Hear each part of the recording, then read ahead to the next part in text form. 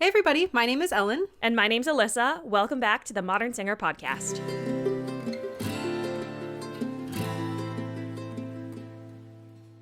Today we're going to talk about how to ask and cultivate references, which is kind of an odd thing, but a very necessary thing to do. As I just asked Ellen to do mine. Exactly.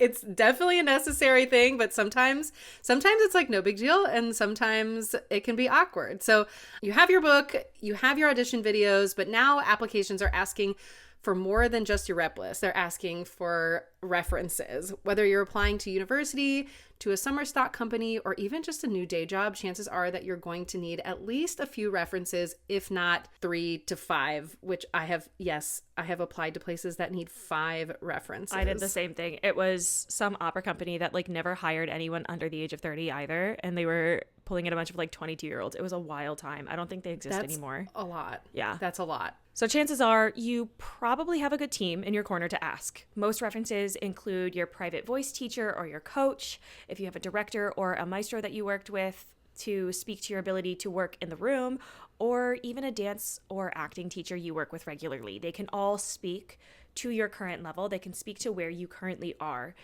You want the people you ask for references to be able to speak to your current skill set, as well as being the people who can hype you up for being a good colleague and a good musician. But again, it's sometimes kind of awkward. So how do you ask them to write you a reference letter, or to even, answer a phone call or a full reference call, or even write an email?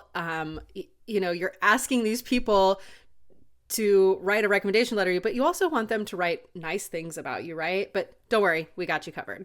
The biggest thing to remember is to ask before you submit them as a reference. I cannot emphasize this enough. I got in so much trouble in grad school for this because it's not a cute look if people get a call or an email about submitting a reference when you didn't even ask their permission first.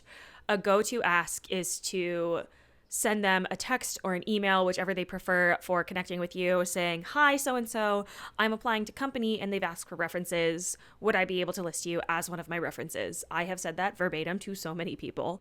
If you're asking as a blanket statement for application season, when a lot of us submit upwards of 20 submissions, be sure to see how many references they would be okay accepting for you. Sometimes these references are a Google form, which is super easy, maybe a phone call, but sometimes they're asked to submit a full-on reference letter. Yeah, and if you know that your reference is going to be asked to write a full-on reference letter, be sure to give them as much time to complete it as you can.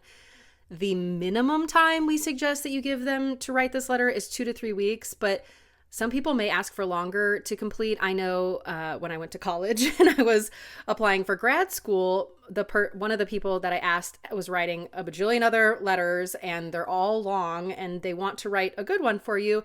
So he asked for a month in advance. So as the second you know that you need these letters, make sure that you figure out who you want and ask them and give them the deadline of when these need to be submitted, especially if they have a lot of letters to write. Or some of the other people that you ask, your voice teacher, whoever, your other colleagues that have multiple jobs, they have lives. Just be courteous. You're asking them to do something outside of the norm. You're asking them to do an extra, and give them as much time as you possibly can. What do your references need to write you a letter? Most people will ask you for a current resume and a rep list of the music you're singing. Others may ask you to write the basic outline of a letter, such as shows and things that you've performed, as well as other accomplishments and skills. This lets them go in and write all of the specifics rather than just reiterating your resume. I've had a couple of my coaches actually write letters this way, where they'll say, "Cool, you write the basis and I will go in and fill in the specifics," where I was just writing about "Cool, I did this here, this is a thing." And then she went in and she wrote all of the things that she worked on with me, the technical parts about it, the way that I was in the room. So just giving them the basic outline. It can be a little challenging, but it's always a quick Google search away for how to write those.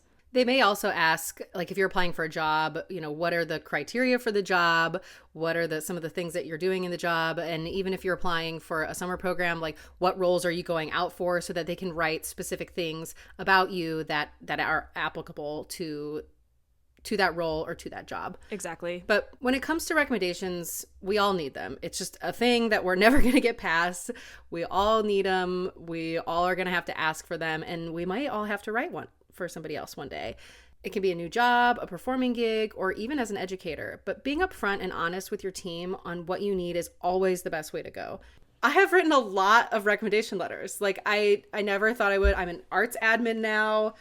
I don't teach. I don't, and I have written a lot of recommendation letters. So you'll be surprised how often that's probably going to come up in your life. Yeah, as a voice teacher, I've had to write them for summer programs that my students wanted to apply to, because some of them are middle school, high school, so they need a recommendation letter from their teacher to say, hey, are they ready for this level? Can they commit to this kind of work? It's a grand old time. And being able to be on both ends of it is so weird, but it's also very, very satisfying to know that I can now pay it forward for future teachers and future performers that are going to be writing them after me. Absolutely. Well, thanks y'all so much for being here. We hope that you learned a little something about reference letters and how to ask kindly as a good human, as a good colleague for these reference letters. Please subscribe, rate, and review to help us reach new followers. It really, really helps. So if you like anything that we're doing, that's one way that you can help us. You can even share it with a friend. Don't forget to check out our Etsy shop for all of the resources that we offer for singers. It is always up there for you. We'll see you next week. Bye. Bye.